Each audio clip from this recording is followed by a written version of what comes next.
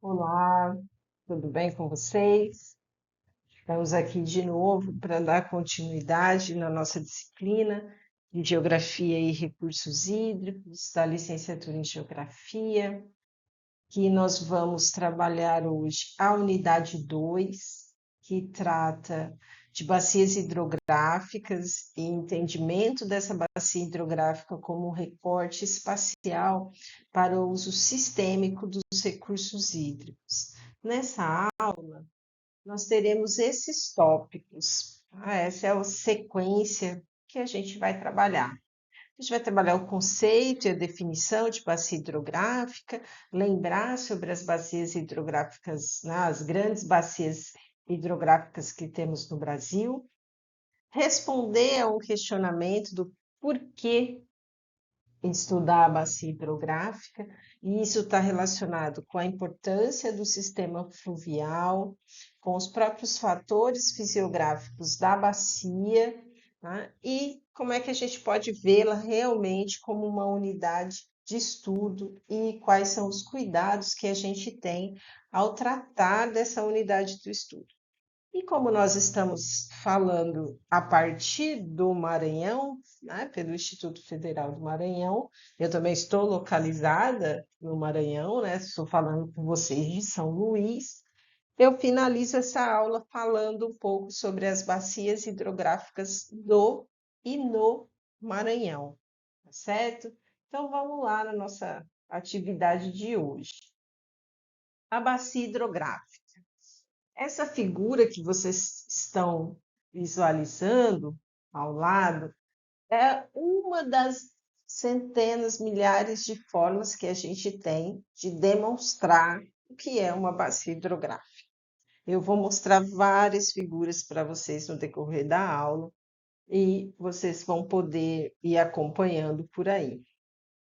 Bom, a Agência Nacional de Águas, né, que é responsável pela gestão dos recursos hídricos no Brasil, principalmente os recursos hídricos federais, ela coloca nos seus documentos que a bacia hidrográfica é uma área de drenagem de um curso d'água ou de um lago, né? Curso d'água, o rio. A Organização Mundial Meteorológica, a OMM, coloca que é a área drenada parcial ou totalmente por um ou vários cursos d'água. Todos esses azuizinhos que vocês estão vendo na figura são os cursos d'água. A gente também pode entender a bacia hidrográfica, pensando nela para estudos científicos, que ela é uma unidade natural de estudo, né? O que temos originalmente na bacia hidrográfica, né, o relevo, o rio, isso é natural. Mas a gente vai comentar sobre as mudanças antrópicas que nós, seres humanos, vamos acarretando na bacia hidrográfica. Mas ela é essa unidade natural de estudo que serve para a coleta de informações sobre o ecossistema. Quando a gente faz, por exemplo, uma caracterização ambiental de uma área. Existem outras definições também de bacia hidrográfica, mas todas elas levam para o mesmo lugar, vamos dizer assim, né? Wiesmann e Canap, eles colocam que bacia hidrográfica é uma área definida topograficamente, drenada por um curso d'água ou um sistema conectado de cursos d'água, tal qual toda a vazão efluente seja descarregada através de uma simples saída. Então, ele coloca que essas regiões aqui do entorno, tá?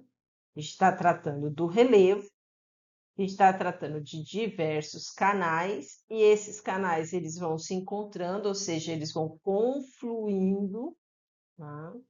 E a gente chega no exutório ou na foz ou na confluência para uma outra bacia hidrográfica, se eu considerar isso aqui uma microbacia. Ela pode ser também considerada como uma seção de um curso d'água, né? Que é a área geográfica coletora de água de chuva que, escoando pela superfície do solo, atinge a seção considerada.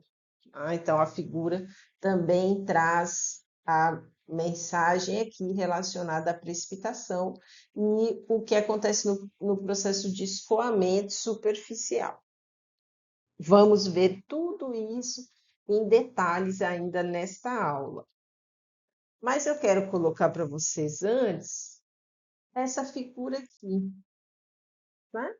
Que é o que nós mais falamos e que mais lembramos quando falamos de bacias hidrográficas, que são as bacias hidrográficas do Brasil ou as regiões hidrográficas do Brasil. Nessa figura, a partir de dados do IBGE, nós temos a formação de 12 grandes sistemas, ou seja, 12 grandes redes, regiões hidrográficas no Brasil, que vai desde a mais famosa, que é a região hidrográfica amazônica, né, a bacia amazônica, a do Tocantins, do Paraguai. Deixa eu apontar aqui para vocês, se tiverem, de repente, com dificuldade com as cores. Bacia hidrográfica amazônica, né? Bacia hidrográfica do Tocantins, que pega aqui um pedacinho do Maranhão, que a gente vai falar lá mais para frente. Bacia hidrográfica do Paraguai, a número 3. A bacia hidrográfica do Atlântico Nordeste Oriental, a bacia hidrográfica do Atlântico Leste, a bacia hidrográfica do Paraná, do São Francisco, aqui embaixo em Santa Catarina e Rio Grande do Sul, do Atlântico Sul, no 10 aqui a bacia do Uruguai, no 11, aqui nesse cantinho do Atlântico Sudeste, e no 12, aqui que pega o Maranhão, do Atlântico Nordeste Ocidental, né? Que englobam aí vários outros rios. Vocês poderiam dizer, professora, mas cadê os rios maranhenses que perpassam por outros estados, né? Eles estão aí, né? Mas a gente tem aqui a grande região. E eu pulei a 7, que é a do Parnaíba, que está aqui, ó, no Piauí e no Maranhão, certo? Então, nós vamos falar dessas bacias hidrográficas nessa magnitude, nessa extensão territorial, não vamos trabalhar com elas. Esse não é o foco da nossa disciplina, da nossa aula de hoje. Nosso foco é olhar com uma lupa e lá entender o funcionamento da bacia de uma forma muito mais pormenorizada. Então, eu vou continuar aqui falando mais sobre isso com vocês. Então, a gente se pergunta, por que eu vou estudar a danada da bacia hidrográfica? Bom, volto com aquela figura anterior, né? Ela é uma seção fluvial onde nessa região pode ser construída uma infraestrutura, como reservatórios, como obras de drenagem. É a partir da bacia hidrográfica que as cheias, as vazantes, as secas são analisadas e avaliadas. É a partir da bacia hidrográfica que eu vou analisar as condições e os impactos nos ecossistemas aquáticos. É nela que a gente vai fazer a interligação de diversas seções fluviais, né, dos rios, pela rede dos rios, que vai produzir uma unidade na bacia de tal forma que a ação em um ponto da bacia condiciona os demais pontos. E a bacia, para ordenar suas águas para um único ponto, possibilita uma operalização mais fácil do balanço hídrico. Eu vou pegar aqui para a gente pensar um pouquinho sobre a interligação dessas seções, né? Que o que acontece em um ponto da bacia condiciona os demais pontos. Ou seja, o que acontece aqui nessa área e que chega a água aqui até o rio, isso vai perpassando por todo o território, por toda a bacia. Ou seja, se houve uma descarga de efluentes, né, de esgoto, de coisas contaminadas, aqui em cima, isso vai descer e vai contaminar o rio. Tá? Então, pensar na forma de bacias é pensar o meio ambiente também de forma interligada. Na aula passada, na unidade 1, a gente viu sobre o ciclo hidrológico. Tá? Dentro do ciclo hidrológico, a gente viu precipitação, evaporação, transpiração. Essa é a forma de entrada da água na bacia, né? Através do sistema hidrológico. Um outro elemento que vai compor essa união, e ele vai acontecer de uma forma secundária, é por meio do abastecimento dos lençóis freáticos, que a gente finalizou a aula passada falando sobre isso. O quanto que a necessidade de se abastecer o lençol freático, os aquíferos, para que isso também possa ser utilizado, né, essa água possa ser utilizada pelos rios, né? Mas externamente o processo se dá principalmente pela precipitação, pelo armazenamento pós a precipitação. E é também dentro desse sistema que a gente tem a saída, que é a vazão. A vazão é frequentemente favorável, de maior interesse nos projetos de engenharia hidrológica, mas também é um elemento importante para a gente entender processos de seca e de cheias. Porque veja o que a gente está passando, por exemplo, na Amazônia agora, que nós temos processos de secagem de grandes rios, né? Na bacia, na maior bacia hidrográfica que nós temos no país, a gente está com escassez de água, né? Por quê? Não está chovendo,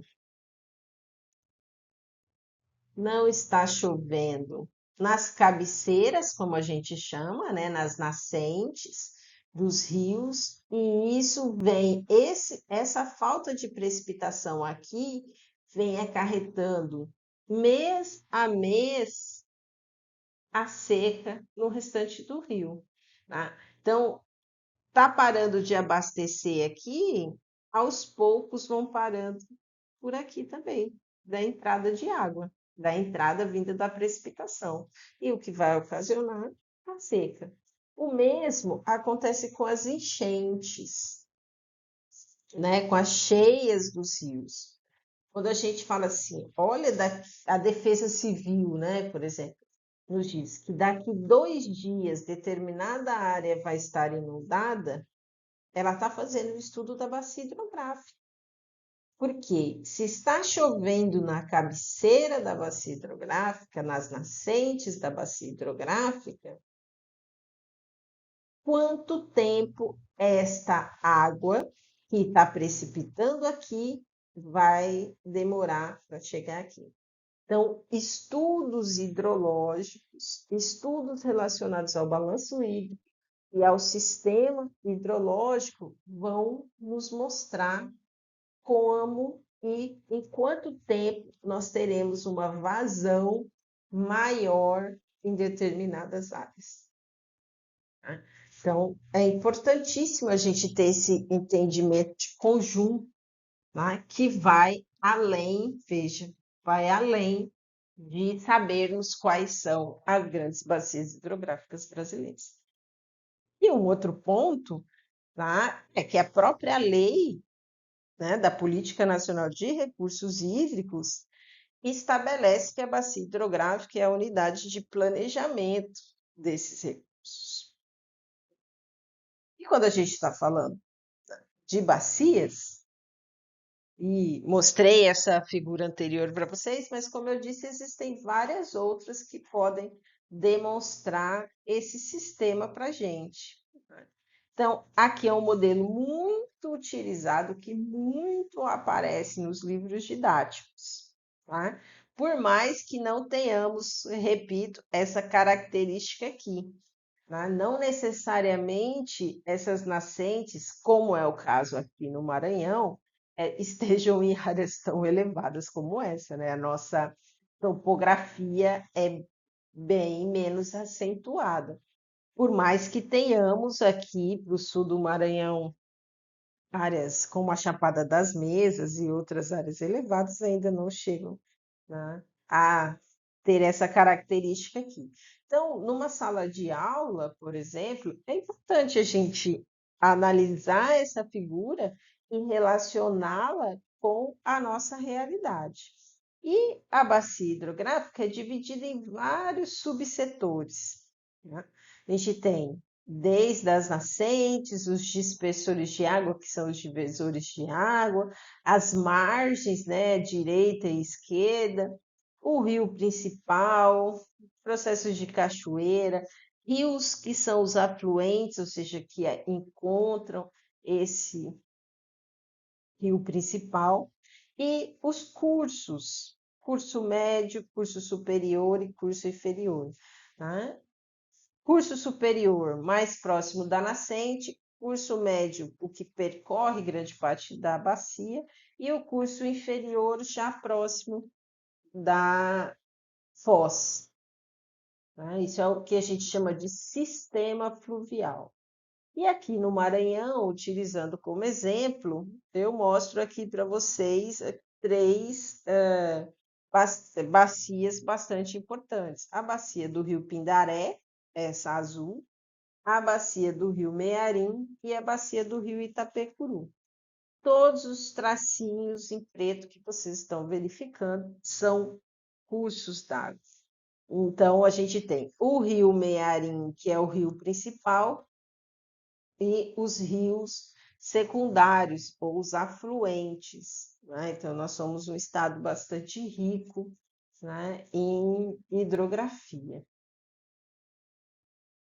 Falei para vocês, mostrando aquela figura ali, que o rio tem o seu sistema fluvial. Então, a gente está olhando ele aqui de um outro ângulo. A gente estava vendo todas as figuras verticais e agora a gente está nesse pensamento mais horizontal. E o rio é dividido em três zonas, três grandes áreas, tá? Que a gente chama de sistema fluvial. A zona de montante, que aqui está caracterizada como zona 1, né? Onde a água é originária, então, onde estão as nascentes, o percurso médio desse rio, por onde ele passa, e, por fim, a área de baixa bacia, que é a área da foz, né? Que pode ser em delta, quando é mais aberto, né? Ou em estuário, quando é mais fechado. Então, aqui a gente consegue ver o funcionamento. E aqui a gente tem, olha, a entrada dos afluentes. Olhando nessa figura, né, como eu falei anteriormente, não necessariamente a gente tem aqui a nossa área, né? Mas essa figura da internet, ela é muito explicativa, né? Porque ela traz para a gente as vertentes por onde acontecem os divisores de água, né? A parte mais alta é chamada de crista ou interflúvio, ou divisor de água. E aqui a gente tem um ponto muito, muito importante para se tratar, que é a calha do rio. E aí eu posso relacionar essa discussão da calha do rio, principalmente com os impactos ambientais, né? Por quê?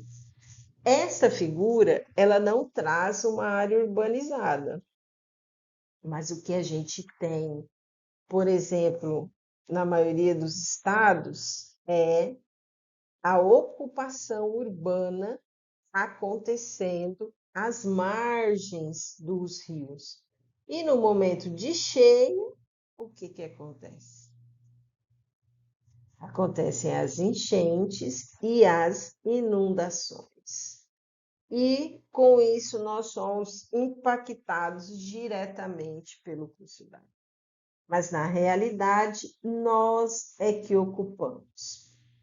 Aqui no branquinho, que está escrito calha menor, é onde o rio passa no período mais seco.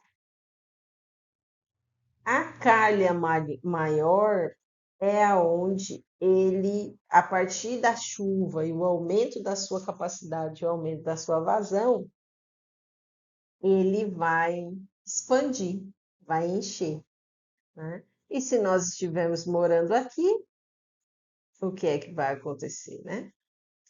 No vídeo da Lei das Águas, vocês vão poder observar visualmente muito disso que eu estou falando.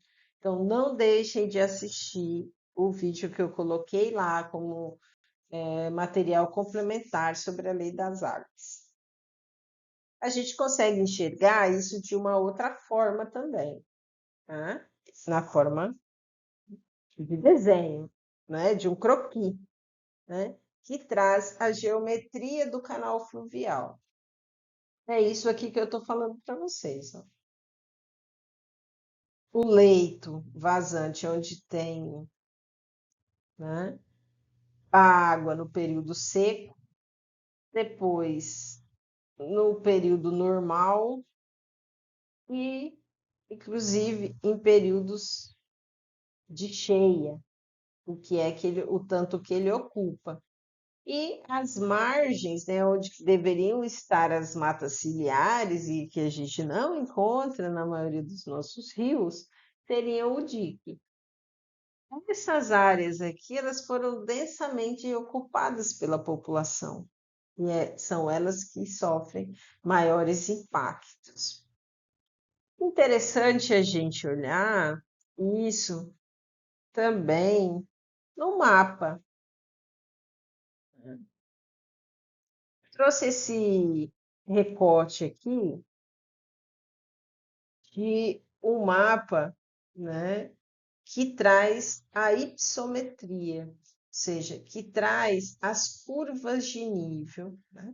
Se vocês já fizeram a disciplina de cartografia, se não fizeram ainda, farão algo relacionado à cartografia, e aí vocês vão estudar sobre os vários tipos de mapas, entre eles o hypsométrico, né? Entre eles esse que traz as curvas de nível. E aí, aqui a gente tem nessas cores os cursos d'água principais, né? Com o X aqui, as áreas mais elevadas. Aqui, ó, essa relação aqui do vermelho é o traçado de um divisor de água. Esse divisor de água, ele está aqui, ó. É essa região aqui mais elevada. É esse que está em vermelho aqui. E a partir dela, a precipitação que cai nesse curso, nesse divisor, parte dela vem para este curso d'água e parte dela para este outro curso d'água. E aqui é um outro recorte do que eu já falei para vocês sobre os tipos de lei. Então, esses são elementos que são muito importantes para a gente pensar, inclusive no planejamento da bacia hidrográfica. Outros elementos que a gente tem que considerar, que nós chamamos de fatores fisiográficos da bacia hidrográfica. Então, ele traz o quê? diz para a gente que a discussão das características físicas e funcionais das bacias hidrográficas tem a finalidade de proporcionar o conhecimento dos diversos fatores que determinam a natureza da descarga de um rio. A importância desse conteúdo reside no fato de que, através da avaliação dos parâmetros que condicionam essa vazão, o quanto que se tem de água, pode-se fazer comparações entre bacias e conhecer melhor os fenômenos. Com isso, o aproveitamento dos recursos hídricos pode ser feito de maneira mais racional e com maiores benefícios para a sociedade. Quais são essas características fisiológicas, fisiográficas da bacia hidrográfica? Mas a gente não pode esquecer uma coisa: toda bacia hidrográfica é única. Por mais que a gente possa fazer algumas comparações, elas são únicas. O comprimento do curso d'água, a área de drenagem, né, o contorno, a influência do escoamento, a forma, quem está utilizando essa bacia é única.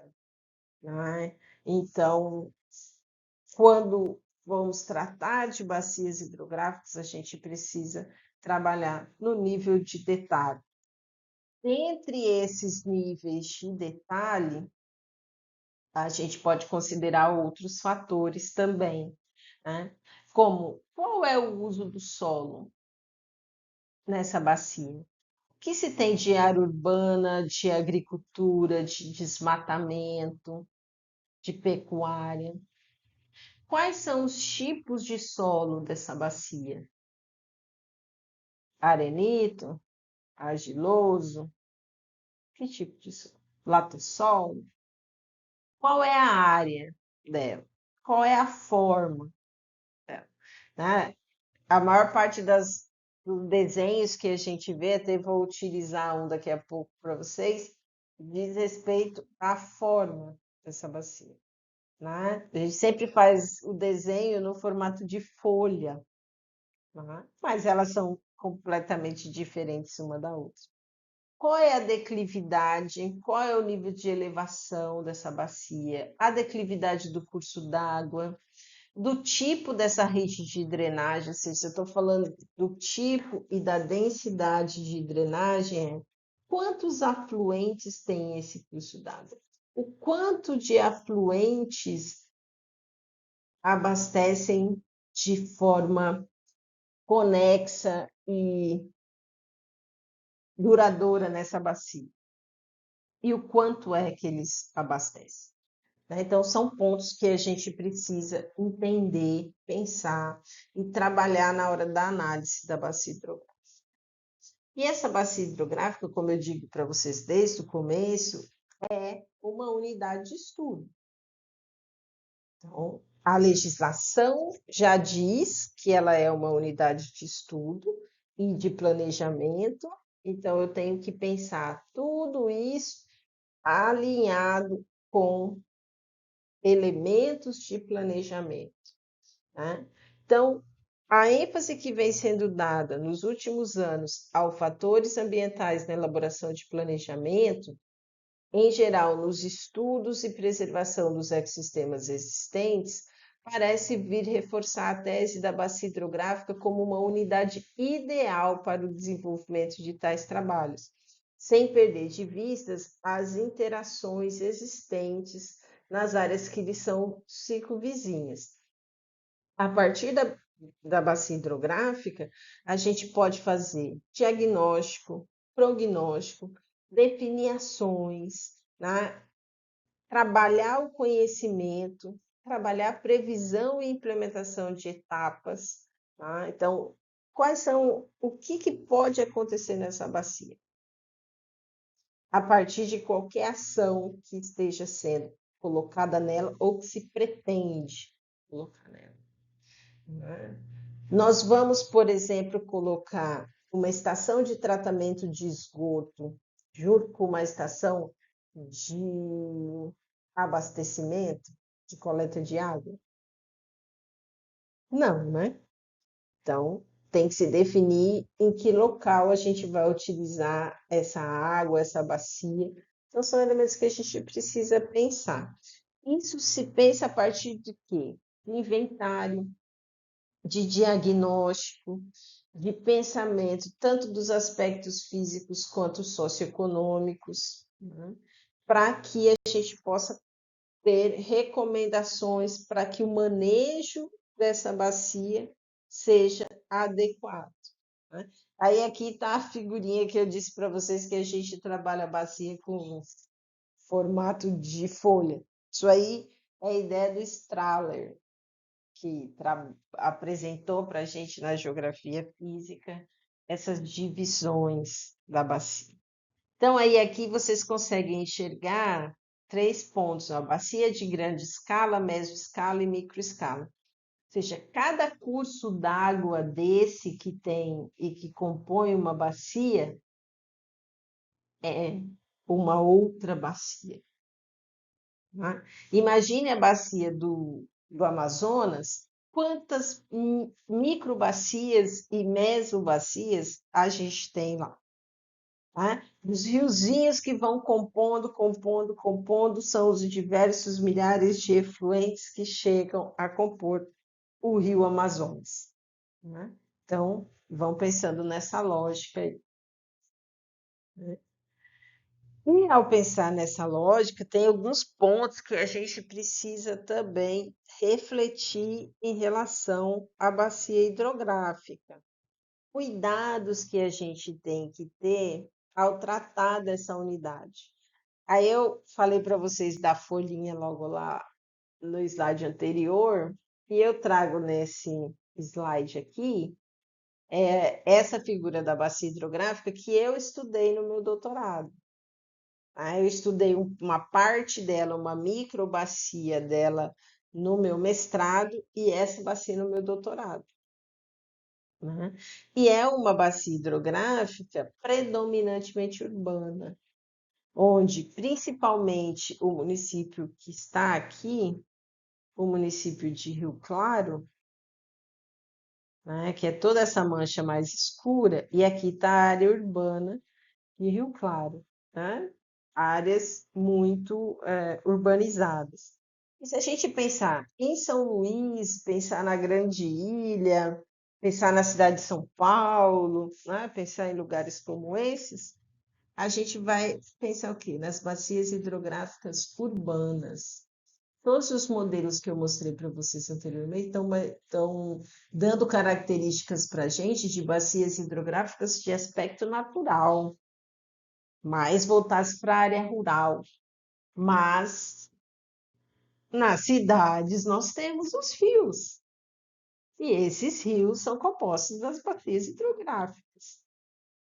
E tudo que nós fazemos nas áreas urbanas vão impactar os rios urbanos, né? Então, as bacias hidrográficas urbanas passaram a constituir espaços relevantes para o planejamento e a gestão das cidades, né? Então, isso é um ponto bastante importante. A gente precisa elucidar as diferenças de complexidade entre uma bacia hidrográfica próxima do natural e uma bacia que for urbanizada. No lugar que a gente estiver, a gente vai estar sobre uma bacia hidrográfica. Então, a gente vai estar impactando e sendo impactado por ela. A gente precisa considerar que as diferenças de tamanho da superfície implicam em diferenças quantitativas e qualitativas do fenômeno, e que a gente precisa também analisar o recorte de concepção no qual se define o problema. Se o problema é municipal, se é da bacia hidrográfica, se é de um domínio de vegetação, se é de um mosaico de paisagem, dentre outros. E isso está relacionado com o quê? Com a observação da escala de estudos. Então, são pontos que a gente precisa entender sobre a bacia hidrográfica. Então, quando a gente vai trabalhar com a bacia, mesmo que a gente vá trabalhar na sala de aula com a bacia, com esse conceito de bacia hidrográfica, a gente pode trabalhar muito bem, né, com esses elementos, para que os nossos alunos eles tenham conhecimento, percebam, se enxerguem enquanto entes ambientais que estão sob uma bacia hidrográfica. Quando a gente vai falar lá, a bacia hidrográfica do Amazonas, é importante a gente falar das questões positivas da bacia hidrográfica, mas também dos impactos, né? Da questão socioeconômica relacionada à bacia hidrográfica, a região onde está a bacia hidrográfica. Ou seja, então, a bacia hidrográfica não é apenas um elemento para o planejamento, ela é também um elemento para o ensino, onde a gente pode trabalhar muito bem com os conteúdos. E ao falar de conteúdos, né, eu trouxe para vocês, aí já no encaminhamento do encerramento da nossa aula, os pontos relacionados ao nosso Maranhão, né? Como eu disse no início, a gente está falando a partir do Maranhão, né? Então, quais são as bacias hidrográficas do Maranhão, ou seja, eminentemente maranhenses, e aquelas que passam pelo Maranhão? Aqui eu trouxe uns dados que vocês podem observar, tem também lá no slide estático da disciplina, que depois vocês podem utilizar essas informações. A gente vai trabalhar aqui um pouco mais no visual, né? Esse mapa é um mapa do macrozoneamento ecológico-econômico do estado do Maranhão, e dentre eles a gente tem o mapa das bacias hidrográficas. Nós temos bacias hidrográficas no Maranhão de dois tipos de domínio. A gente tem as de domínio federal e as de domínio estadual. Como eu falei anteriormente, as de domínio, e falei isso em relação aos rios também, na aula passada, em relação ao domínio federal, né, é aquele rio que passa por mais de um estado. Então, a responsabilidade da Agência Nacional de Águas. No nosso caso aqui, nós somos copartícipes do Rio Parnaíba, né, na divisa com o Piauí, o Rio Tocantins e o Rio Gurupi. Rio Parnaíba, Tocantins e Gurupi, na divisa com o Pará. Temos também uma grande quantidade de bacias que são genuinamente maranhenses, ou seja, elas têm a sua nascente e a sua foz dentro do estado do Maranhão. Isso nos traz algumas características importantes relacionadas aos recursos hídricos, né? Nós somos o estado do Nordeste brasileiro que menos sofre com escassez hídrica relacionada às proximidades dos cursos d'água, em função da sua localização geográfica, falando principalmente em águas superficiais. Os nossos rios eles se distribuem por toda a superfície continental e litorânea. Então, se vocês observarem, olha, todos esses pontos, esses tracejados azuis, né, são os nossos rios principais, e aí depois tem uma carga grande de afluentes.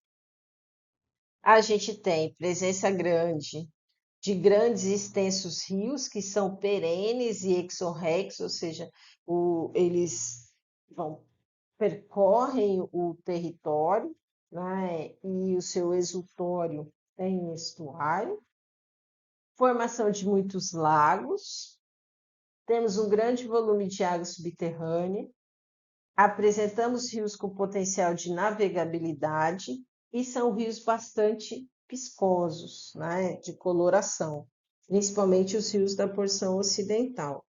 E aí vocês podem se perguntar, gente, nós temos tanta água no nosso Maranhão e por que que não temos abastecimento E aí, gente, isso a gente poderia ter outra aula para discutir, mas é questão de gestão, né? De priorização para a distribuição de água, para a qualidade dessa água. Então, são alguns problemas de gestão governamental que há décadas a gente tem e que nos traz dificuldades em relação ao acesso a essa água. Mas a água nós temos. E essa água está distribuída realmente pelo Estado. Nesse material aqui do Núcleo de Geografia da UEMA, né, onde eles trazem aí esse quadro falando das nossas bacias hidrográficas, né, os, os municípios populosos todos estão, né, assim, em grandes bacias. Então, água nós temos. Né? Toda a nossa discussão, e é no Brasil todo, é em relação à gestão, né? Para o acesso a essa água. Nós temos um déficit muito grande, tanto de abastecimento quanto de tratamento. Tá? Então, um déficit relacionado ao saneamento básico. Né? Então, são coisas que a gente precisa pensar e se organizar enquanto Estado, né? Para que um dia a gente consiga reverter esse quadro tão baixo de saneamento básico que nós temos aqui no Estado. Tá bom? Então, é nesse pensamento da importância da bacia hidrográfica que a gente começa a pensar também no nosso dia a dia como que esse tema, essa discussão influencia diretamente no nosso dia a dia. Então, eu gostaria que vocês pensassem um pouco sobre isso, certo? E aí a gente encerra nossa aula de hoje. Aqui estão as referências, tá? E eu encontro vocês na nossa unidade 3. Eu espero que vocês tenham aproveitado o nosso conteúdo de hoje, tenha feito vocês pensarem, refletirem sobre essa temática e o quanto isso é importante e quanto isso a gente precisa trabalhar essa temática com os nossos alunos. Ok? Um abraço, fiquem bem.